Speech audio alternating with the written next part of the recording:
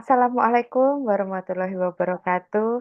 Selamat pagi mahasiswa Universitas Terbuka semuanya. Kita bertemu lagi pada sesi yang keempat mata kuliah metode pengembangan kognitif.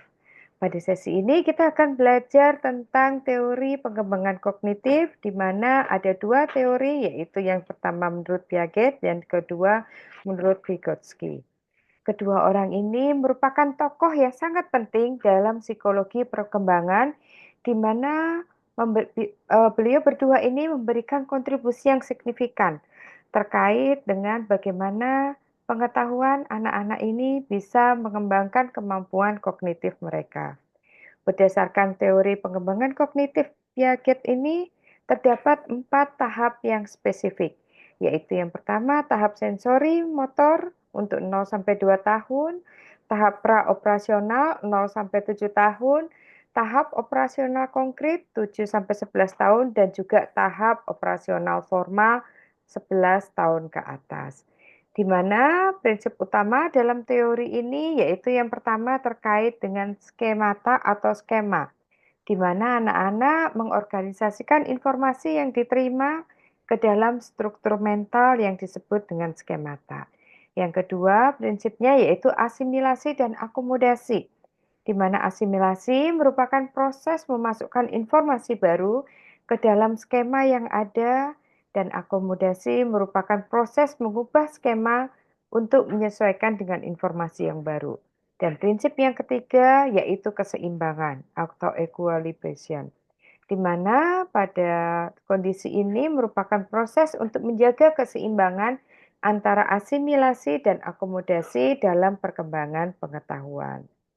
Jadi di sini Piaget percaya bahwa perkembangan kognitif ini merupakan proses yang aktif, di mana anak-anak bisa membangun pemahaman terkait dengan pengalaman dan juga interaksi langsung yang mereka alami. Yang kedua yaitu teori pengembangan kognitif berdasarkan Vygotsky, di mana teori ini menekankan pada perkembangan kognitif anak yang dipengaruhi oleh interaksi sosial dan budaya, sehingga disebut juga sebagai teori sosiokultural.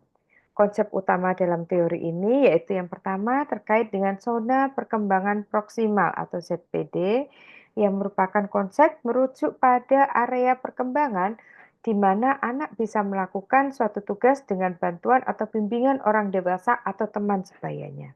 Yang kedua yaitu scaffolding atau dukungan belajar.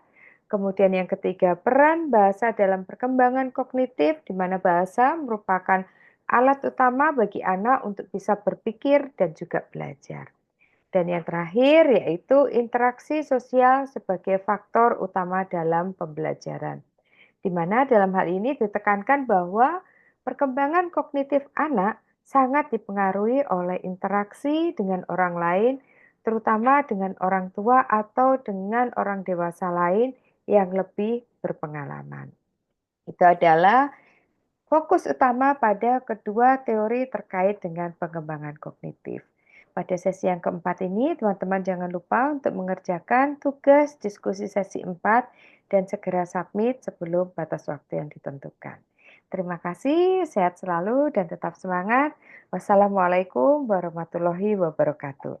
Selamat pagi semuanya.